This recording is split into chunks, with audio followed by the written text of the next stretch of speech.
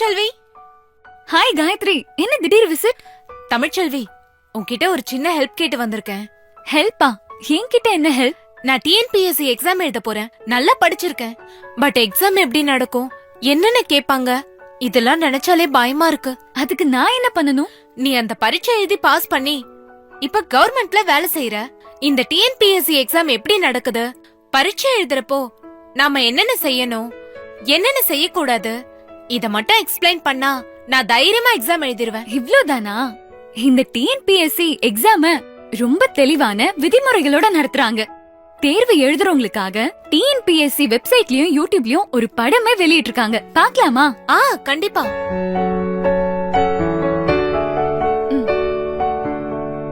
TNPSC தேர்வு எழுதுபவர்களுக்கான வழிமுறைகள்.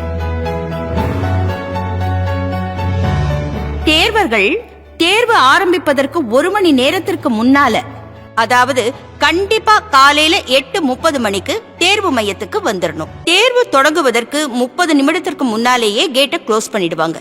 அதுக்கப்புறம் என்ன காரணம் சொன்னாலும் உள்ள அனுமதிக்க மாட்டாங்க. சார், எக்ஸாம் எழுதணும். 30 நிமிஷத்துக்கு முன்னாடி கேட்டை க்ளோஸ் பண்ணோம். மணி 9 ஆச்சே. சாரி சார், லேட் ஆயிடுச்சு. நான் ஒண்ணும் பண்ண முடியாதுமா, தேர்வாணைய உத்தரவுப்படிதான் நடக்க முடியும். தேர்வு ஆரம்பிப்பதற்கு 1 மணி நேரத்திற்கு முன்னால தேர்வு மையத்துல இருக்கிற டிஸ்பிளே போர்டுல உங்களோட ரெஜிஸ்டர் நம்பரை பார்த்து அந்த ஹாலுக்கு போகணும்.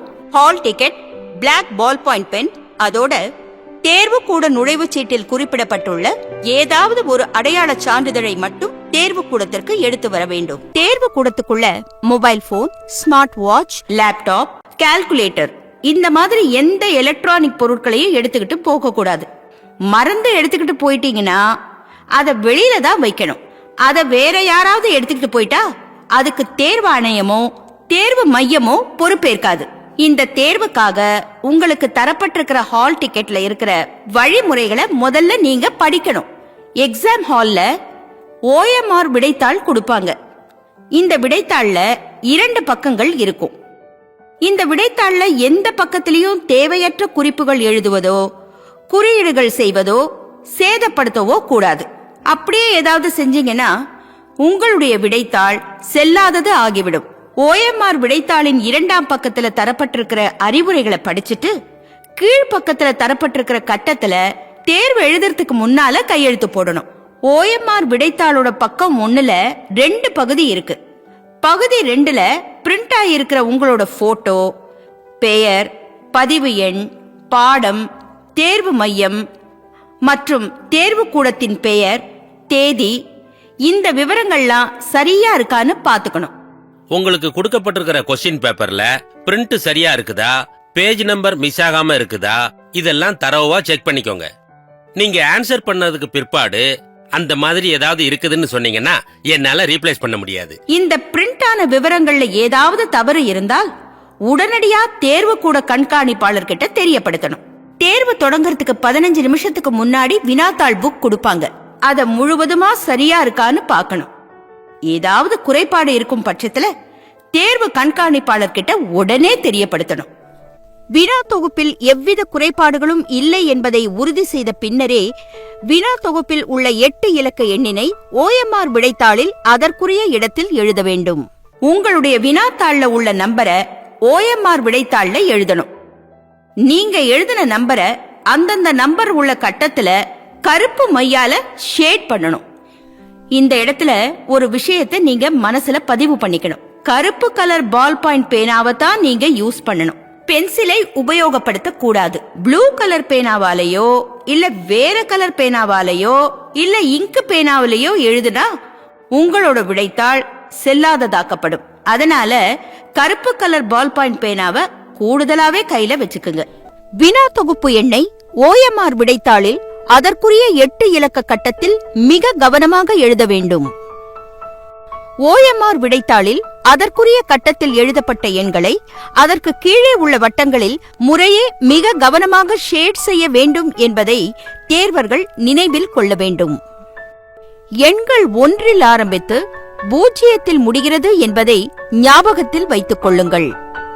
வினா தொகுப்பு எண் எழுதுவதற்கு வழங்கப்பட்ட கட்டங்களில் வினா தொகுப்பு எண் எழுதப்படாமலோ அல்லது பகுதி அளவு எழுதப்பட்டிருந்தாலோ விண்ணப்பதாரர் பெற்ற மொத்த மதிப்பெண்களில் இருந்து 5 மதிப்பெண்கள் குறைக்கப்படும். வினா தொகுப்பு எண்ணை விடைத்தாளில் அதற்குரிய இடத்தில் சரியாக எழுதி அதற்குரிய வட்டங்களை நிரப்ப வேண்டும். நீங்கள் எந்த வட்டங்களை நிரப்பியுள்ளீர்களோ அதுவே இறுதியானதாகும். வினா தொகுப்பு எண் சரியாக எழுதப்பட்டிருந்து அதற்குரிய வட்டங்கள் நிரப்பாமல் விடப்பட்டிருந்தாலோ அல்லது தவறாக நிரப்பப்பட்டிருந்தாலோ அல்லது முறையற்று நிரப்பப்பட்டிருந்தாலோ அல்லது ஒன்றுக்கு மேற்பட்ட வட்டங்கள் நிரப்பப்பட்டிருந்தாலோ அல்லது ஒன்று அல்லது அதற்கு மேற்பட்ட வட்டங்கள் நிரப்பப்படாமல் விடப்பட்டிருந்தாலோ அல்லது உங்களுக்கு வழங்கப்பட்ட வினா தொகுப்பில் அச்சிடப்படாத வேறு எண்களை வினா தொகுப்பிற்கான வட்டங்களில் நிரப்பப்பட்டிருந்தாலோ அல்லது வழங்கப்பட்ட வினாத்தாள் வரிசையின் வரம்பிற்கு உட்படாத வினாத்தாள் வரிசை எண் நிரப்பப்பட்டிருந்தாலோ விடைத்தாள் செல்லாததாக்கப்படும். நல்லா ஞாபகம் வச்சுக்குங்க. உங்களுடைய வினாத்தாள்ல உள்ள நம்பரை OMR விடைத்தாள்ல எழுதணும். கேள்வித்தாள்ல இருக்கிற கேள்விகளையும் பதில்களையும் நல்லா படிச்சு மனசுல பதிய வச்சுக்குங்க. அதுக்கப்புறம் OMR விடைத்தாள்ல இருக்கிற அத்தனை கேள்விகளுக்கும் தவறாம விடையளிக்க வேண்டும். நல்லா ஞாபகம் வச்சுக்குங்க. கருப்பு நிற பால் பாயிண்ட் பேனாவை தான் பயன்படுத்தணும். நீங்க விடையளிக்கிறதுக்காக A, B, C, D, E என 5 வட்டங்கள் கொடுக்கப்பட்டிருக்கும். சரியான விடைக்குண்டான கட்டத்துல ஷேட் பண்ணணும். ஒரு குறிப்பிட்ட கேள்விக்கு விட தெரியலனா E என்ற வட்டத்தை அவசியம் ஷேட் பண்ணணும். ஏனெனில் தவறான வழிமுறைகளை தடுக்கும் விதமாகவும் நேர்மையான தேர்வர்களுக்கு எந்தவித பாதிப்பும் ஏற்பட்டு விடக்கூடாது என்ற நல்ல நோக்கத்துடன் தேர்வாணையம் இந்த முடிவினை எடுத்துள்ளது. ஒவ்வொரு கேள்விக்கு ஒரு பதில் மட்டுமே விடையாக இருக்க வேண்டும். ஒன்றுக்கும் மேற்பட்ட வட்டங்கள் நிரப்பப்பட்டு அவற்றுள் ஒரு விடையானது சரியானதாகவே இருந்தாலும் அந்த கேள்விக்கான விடை தவறானதாக கருதப்படும். நீங்க வட்டத்துல ஷேட் பண்ணாம இந்த மாதிரி டிக் மார்க் பண்றதோ, இன்டு பண்றதோ, டாட் பண்றதோ, பகுதியாக ஷேட் பண்றதோ, உள்ளுக்குள்ள வட்டம் போட்டாலோ நீங்க நல்லா படிச்சிருந்து சரியான விடையாக இருந்தாலும் இந்த மாதிரி குறியீடு செஞ்சா உங்க விடைத்தாள் இன்வேலிட் ஆகிவிடும். அதனால சரியான முறையில வட்டத்தை முழுமையா ஷேட் பண்ணணும். ஒவ்வொரு கேள்விக்கும் விடையளிக்கிறப்போ ஒரே ஒரு சரியான விடையை மட்டும்தான் நிரப்பணும்.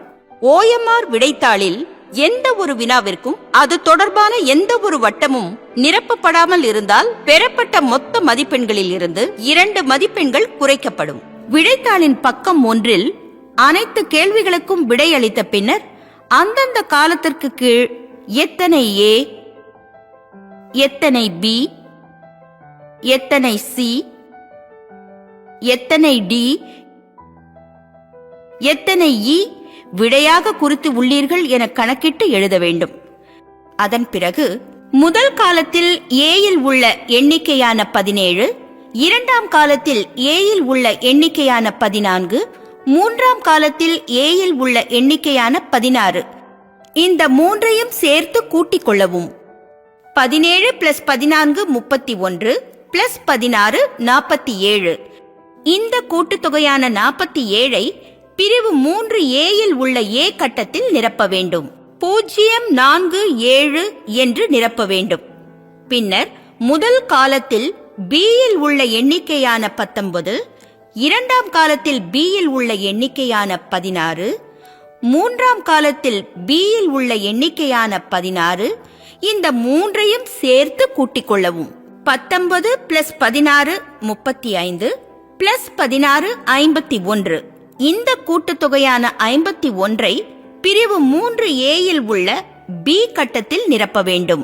அதுபோல முறையே 3 காலங்களில் உள்ள C, 3 காலங்களில் உள்ள D, 3 காலங்களில் உள்ள E ஆகியவற்றை கூட்டிக் கொள்ளவும். பின்னர் அந்த கூட்டுத்தொகையை பகுதி 2இல் பிரிவு 3Aயில் உள்ள CDE ஆகிய கட்டங்களில் அந்தந்த கூட்டுத்தொகையை எழுத வேண்டும். அதன் பிறகு பிரிவு 3Bயில் அதற்குரிய வட்டங்களை நிரப்ப வேண்டும்.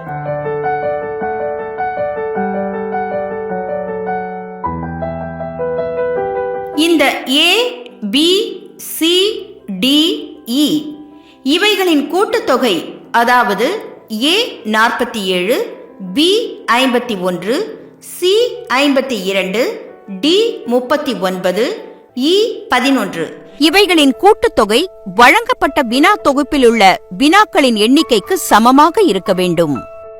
இதற்காக தேர்வு நேரத்திற்கு பின் 15 நிமிடங்கள் கூடுதலாக வழங்கப்படுகிறது. OMR விடைத்தாளின் பகுதி 2 குறிப்பிடப்பட்டுள்ள A, B, C, D மற்றும் E ஆகியவற்றின் மொத்த எண்ணிக்கை தவறாக குறிப்பிடப்பட்டிருந்தாலோ நிரப்பப்படாமல் விட்டிருந்தாலோ தேர்வரால் பெறப்பட்ட மொத்த மதிப்பெண்களில் இருந்து 2 மதிப்பெண்கள் குறைக்கப்படும். எல்லாரும் நல்லா கவனமா டோட்டல் பண்ணுங்க. இதுல ஏதாவது மிஸ்டேக் பண்ணிட்டீங்கன்னா நீங்க எடுக்கிற மார்க்ல இருந்து 2 மார்க்க உங்களுக்கு கழிச்சிருவாங்க. தேர்வு முடிந்த பின்னர் OMR விடைத்தாளில் பகுதி 2 பிரிவு 4 கையெழுத்து கண்டிப்பாக போட வேண்டும். கையொப்பம் இடாத பட்சத்தில் அவரது விடைத்தாள் செல்லாததாக்கப்படும். அனைத்து கேள்விகளுக்கான விடைகளை அளித்த பின்னர் உங்களது இடது கை பெருவிரல் ரேகை பதிவினை பகுதி 1 கீழ்ப்பக்கத்தில் உரிய இடத்தில் பதிக்கவும். தவறினால் தேர்வர் பெற்ற மொத்த மதிப்பெண்களில் இருந்து 2 மதிப்பெண்கள் குறைக்கப்படும். OMR விடைத்தாளில் பதித்த பிறகு OMRின் வேறு எந்த இடத்திலும் மை பட்டு விடாதபடி தேர்வர்கள் கவனமாக கையாள வேண்டும். மாறாக கைரேகை வைக்கும் இடத்தில் கையொப்பமிட்டால் உங்களது விடைத்தாள் செல்லாததாக்கப்படும்.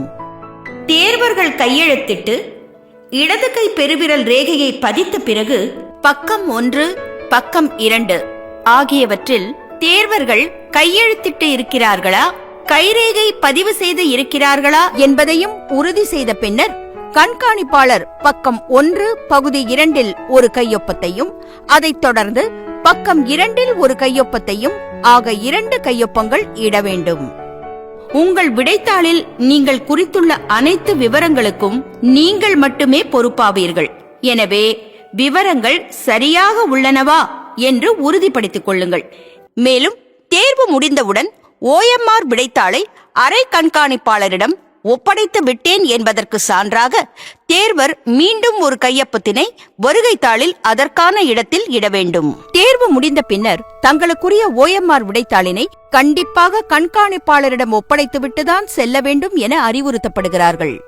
தேர்வுக்கு நன்றாக படித்து உங்களை தயார்படுத்திக் கொள்வதுடன் இந்த அறிவுரைகளையும் சரியாக பின்பற்றி தேர்வு எழுதுங்கள்.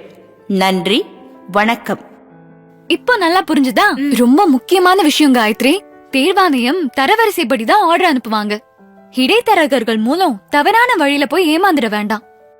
அப்படி யாராவது ஏமாந்துட்டாங்கன்னா அதுக்கு தேர்வாணையம் பொறுப்பாகாது. பயத்தெல்லாம் விட்டுட்டு தைரியமா எக்ஸாம் எழுது. All the best. தேங்க்யூ.